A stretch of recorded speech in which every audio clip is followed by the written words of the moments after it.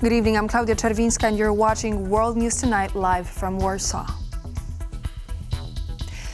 Today marks the 80th anniversary of the liberation of the German Nazi concentration and extermination camp Auschwitz-Birkenau. An event commemorating those who perished and those who survived took place earlier this evening with a group of 50 survivors and countless leaders, as well as officials, in attendance.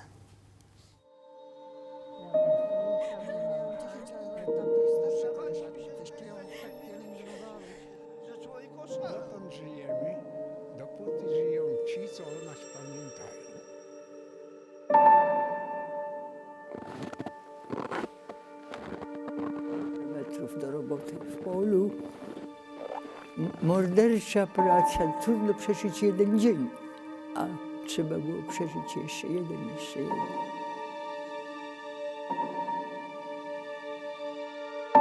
Kwarantanna w obozie była zamianą człowieka na więźnia. A więzień to już nie był człowiekiem. Więzień był numerem. Moje piekło to było Birkenau. I gdy cię ktoś zapyta, gdzie jest piekło, śmiało odpowiedzieć możesz tu.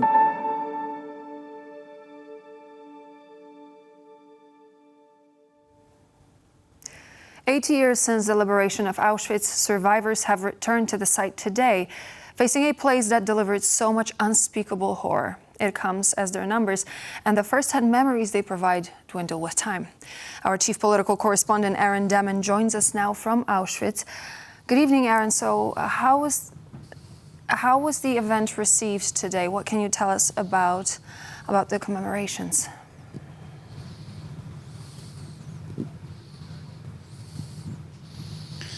Good evening, Claudia. Well, the air here is heavy. The souls, the suffering of more than 1 million people who died at Auschwitz. You can see the instantly recognisable barbed wire fence behind me, a symbol of that brutal genocide during World War II. And this afternoon's commemorations were sombre. There was a long list of state dignitaries, the likes of King Charles. Ukrainian President Volodymyr Zelensky was also here. And of course, it included survivors, just over 50 of them, 80 years on since this camp was liberated in 1945. And here is what some of those survivors told us. Those who lived to see freedom, there were hardly any of them, and now there are only a handful of survivors. We need to think of all those victims who can never share their experience. So true. January 27th. My whole life, since I was a little girl, I thought of it as my birthday. This is my birthday. Some of my friends don't even know that I have a regular birthday, because this is what counts.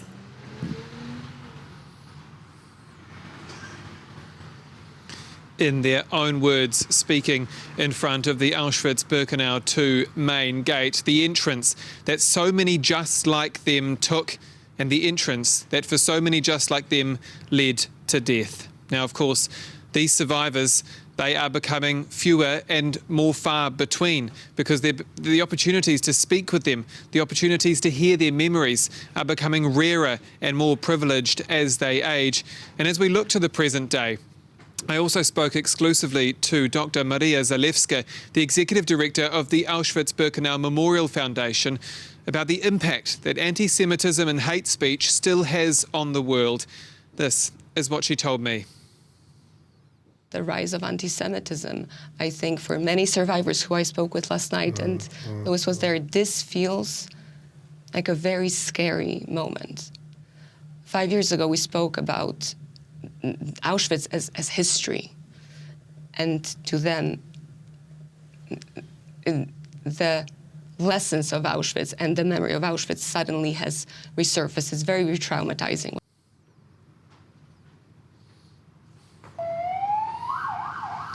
Now, I was one of the few journalists who was given access to go inside the event today, and it certainly was something I will never forget. And you can see behind me some of the delegations leaving as we speak, and they will certainly be remembering this humbling tribute, both to those who we lost and those who survived this dark mark on the world's history. Claudia? Thank you so much. That was our chief political correspondent, Aaron Damon, reporting live from Auschwitz. Auschwitz-Birkenau serves as a symbol of the death and suffering brought by the Second World War and the Holocaust. While it wasn't the only Nazi German site dedicated to the extermination of people, it is the most notorious and, in terms of raw numbers, the deadliest of them all. Michien van Bloemsteen takes a look at the history of the death camp that has become synonymous with the atrocities of World War II.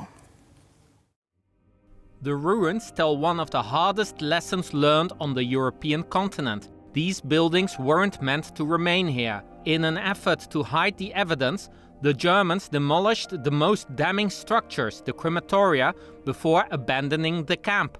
The barracks, meanwhile, were only provisional, never meant to stand the test of time. With over 1 million people murdered here, Auschwitz-Birkenau was the culmination of Nazi Germany's ruthless determination. It was initially established in 1940 as a concentration camp for Polish political prisoners. Auschwitz-II-Birkenau, the largest of the 3 camps that eventually made up the complex, was built between 1941 and 1942 to hold Soviet prisoners of war. When Hitler was losing the war, there were no more Soviet prisoners of war coming in, so they had to change the function, and that's when they started in bringing Jewish labour, and it also turned into an extermination camp at the same time. Its central location and rail access made it ideal for transporting Jews, Roma, Sinti, Soviet POWs and other so-called undesirables from all over Europe to be imprisoned and killed. It was unique in its scale and its horrific purpose, and it became central to the so-called final solution. It provided 2 functions, so direct extermination, which is arriving and going straight to the gas chamber, and indirect function, which meant dying at a much slower pace, so through labour, through hunger, through disease, through torture, through terror.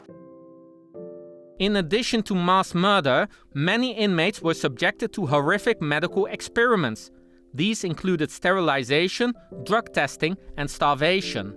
Most notorious were the experiments conducted on children by Josef Mengele, who earned the moniker Angel of Death for the white doctor's coat he wore in the chaos of the selections.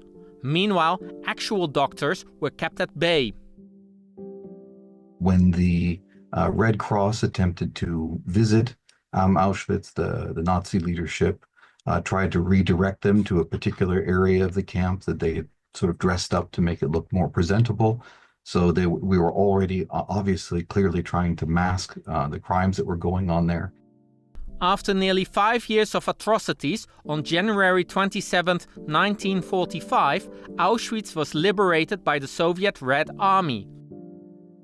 For those 7,500 people who were barely alive, they really didn't care who was going to open those gates. And for them, this was the moment of liberation.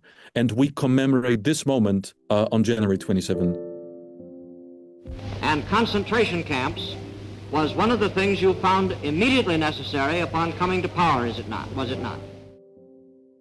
Only a handful of the perpetrators were ever brought to justice.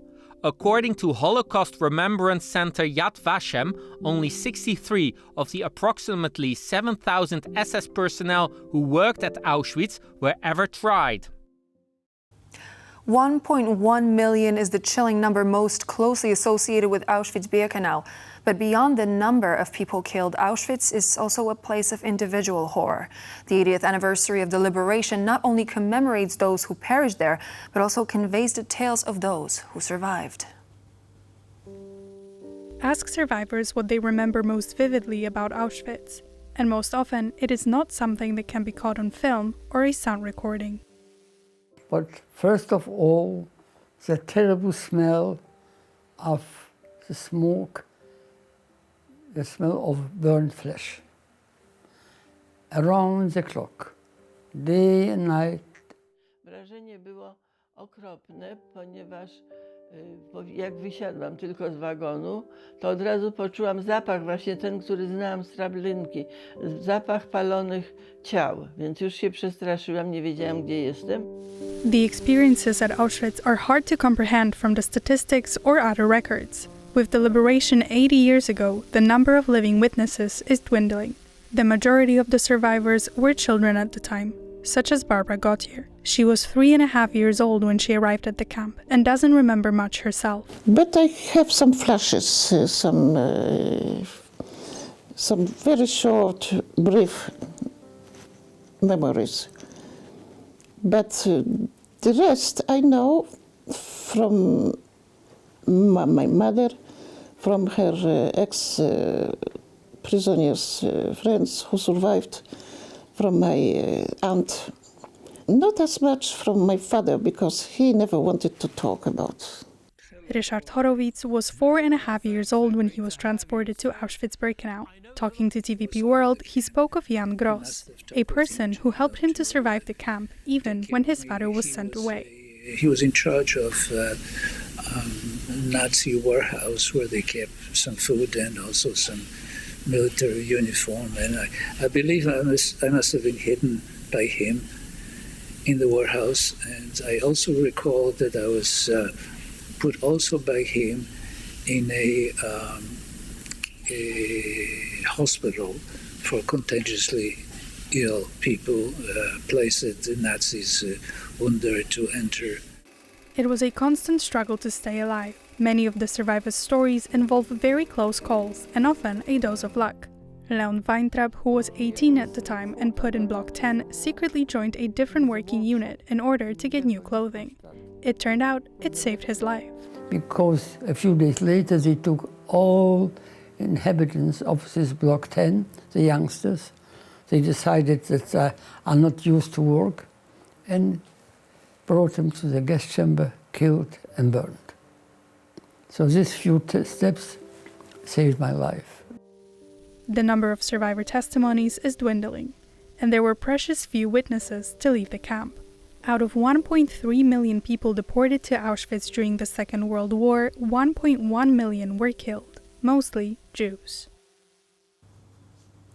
Tech mogul Elon Musk faced criticism after a statement at an Alternative for Germany campaign rally on the weekend was deemed insensitive.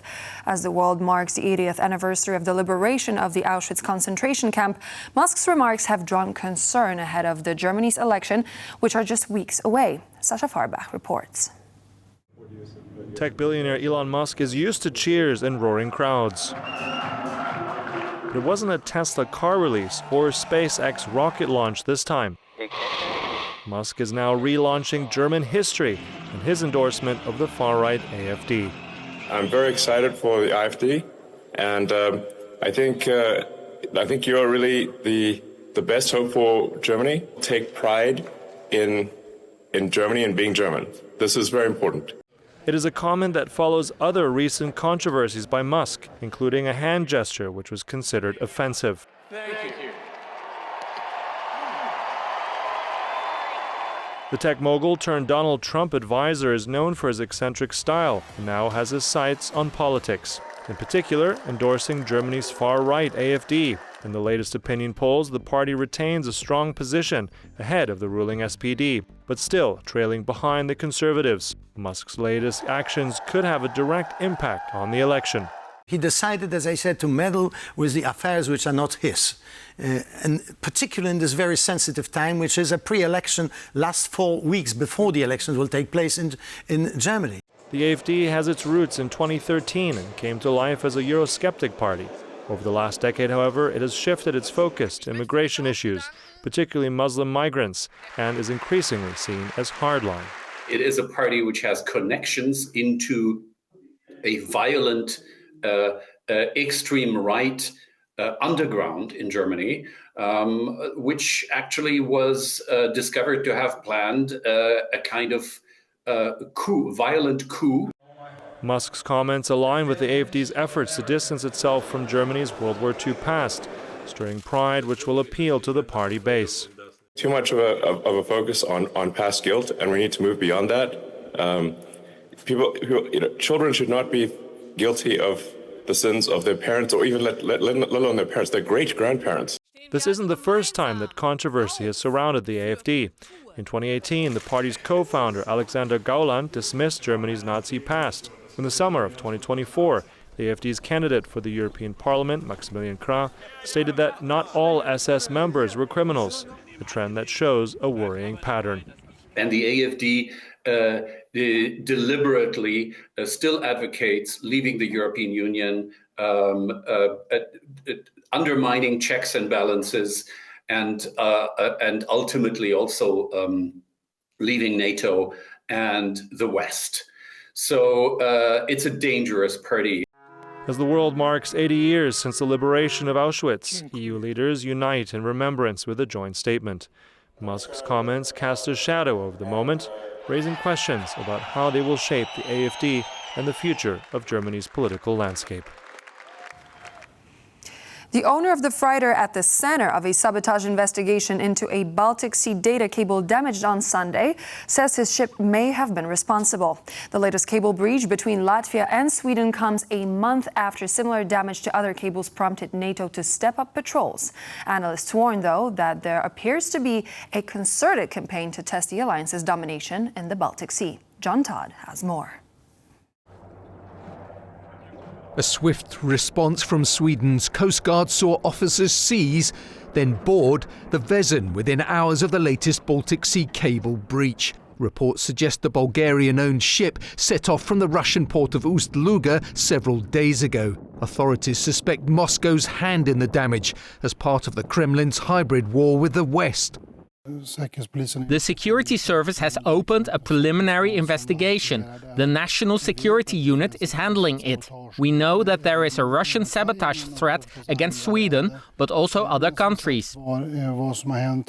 The fibre optic link between Gotland and Ventspils in Latvia was damaged in Sweden's exclusive economic zone early on Sunday. It comes after Estonia and Finland suffered damage to an undersea power cable and 4 telecoms lines in late December.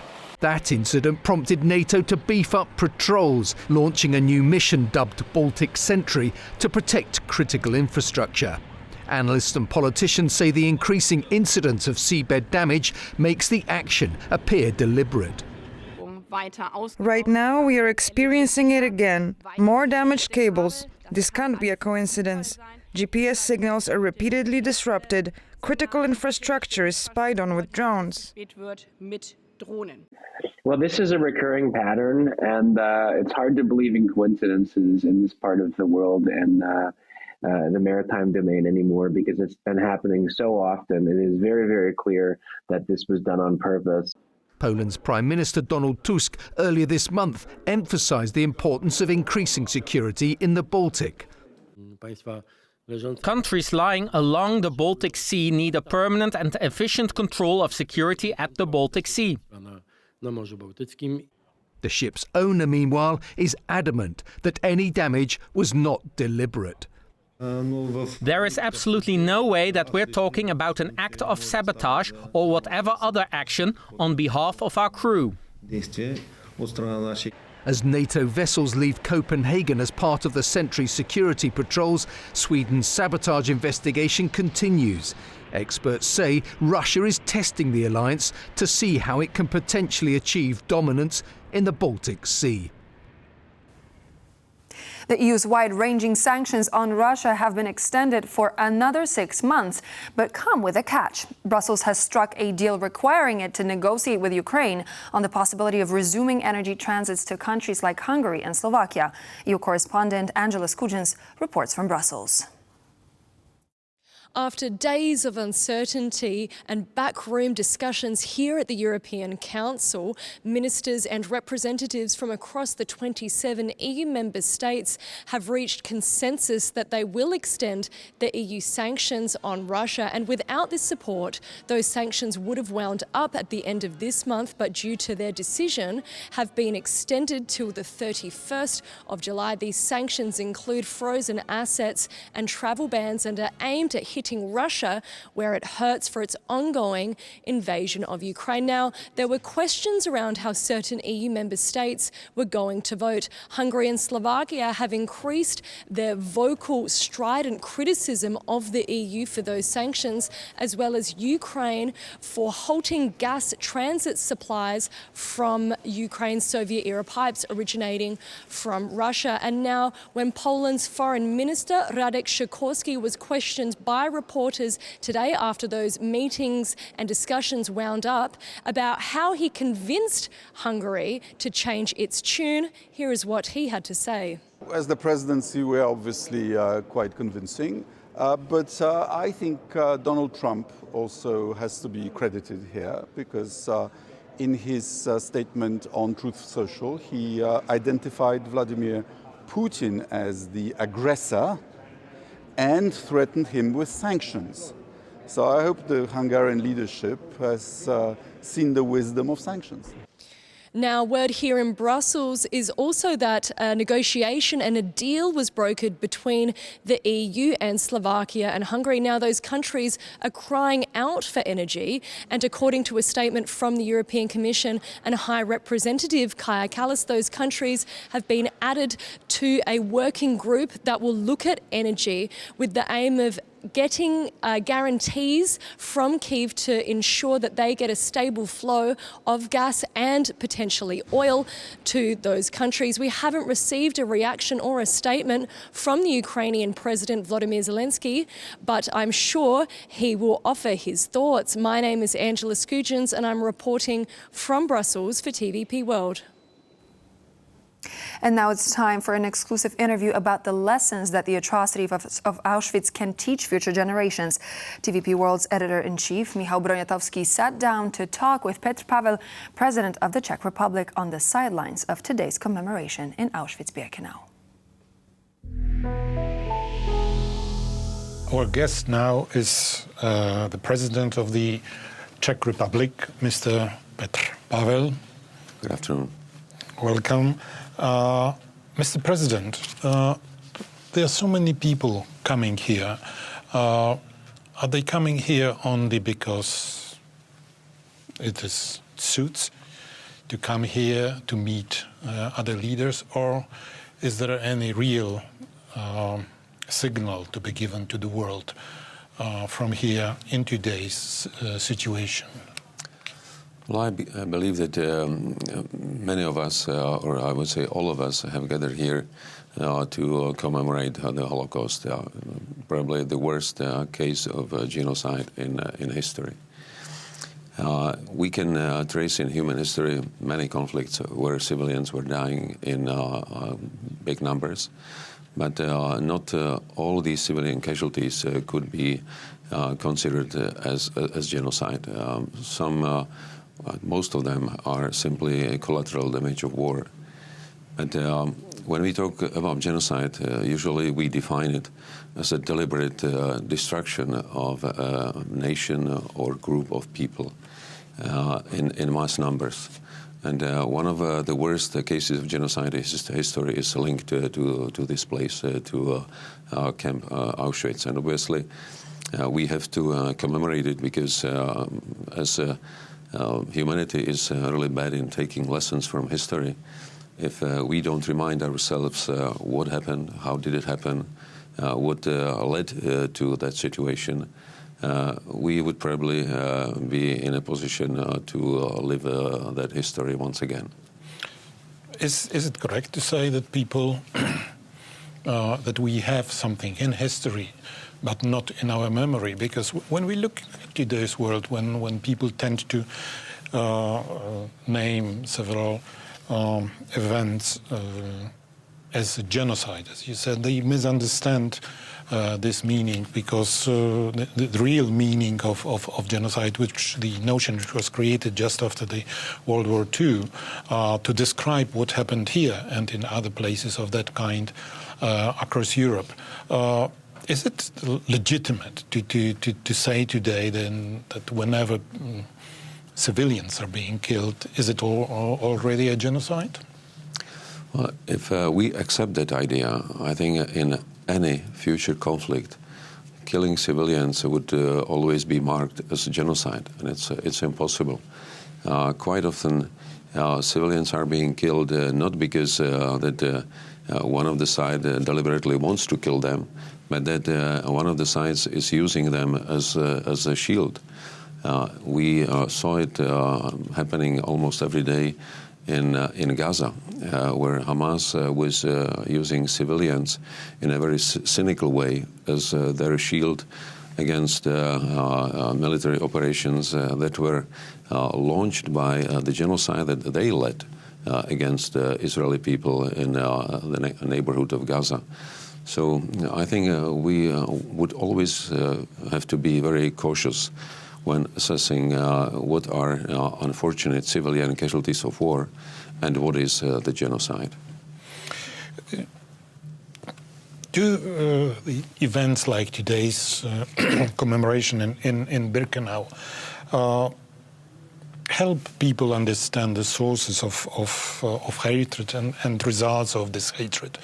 Is it helpful, or is it just, again, what I asked at the beginning, is just a meeting of important people? No. I believe that we always have to remind ourselves what led to the Holocaust. Because it didn't start from one day to another. There were many traces leading to this strategy. And whenever we stay idle to these signs of change, then we would probably allow something like that happen again. And that's why we should be always very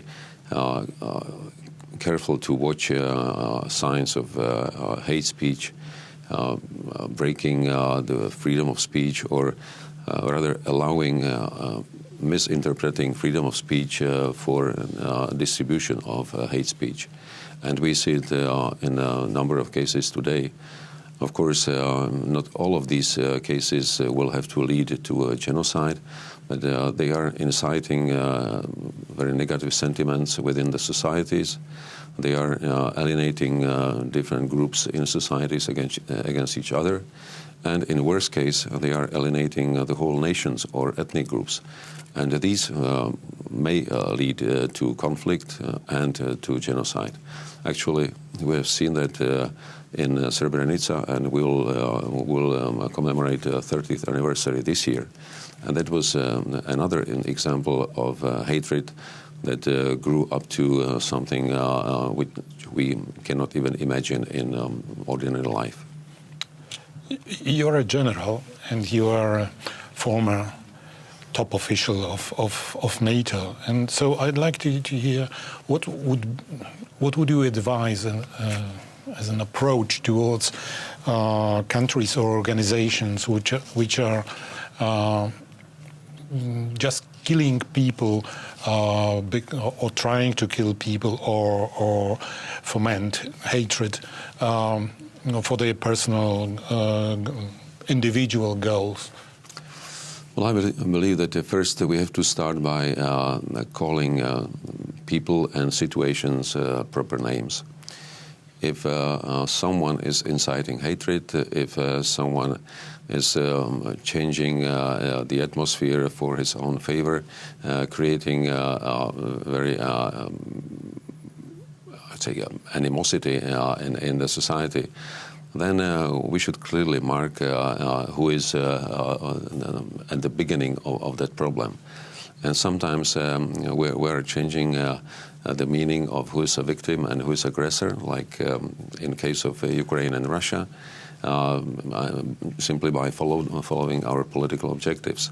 So I believe that if anywhere in the world someone is abusing democratic rights, to attack groups of people, to create an atmosphere of hostility, we should act at the very beginning, because, as I mentioned, if we stay idle, if we are not able to stand up against this behavior, it will very probably continue and grow into something bigger. In NATO, what we were always trying to do is to make intelligence assessment of any sign of hostility, any sign of conflict, not to let it grow into this scope that we have seen in the world wars. Thank you very much for being here. President of the Republic of the Czech Republic, Mr. Petr Pavel. And with that interview, we end our news service, but please do stay tuned here on TVP World as we're back in just a moment with more news and features.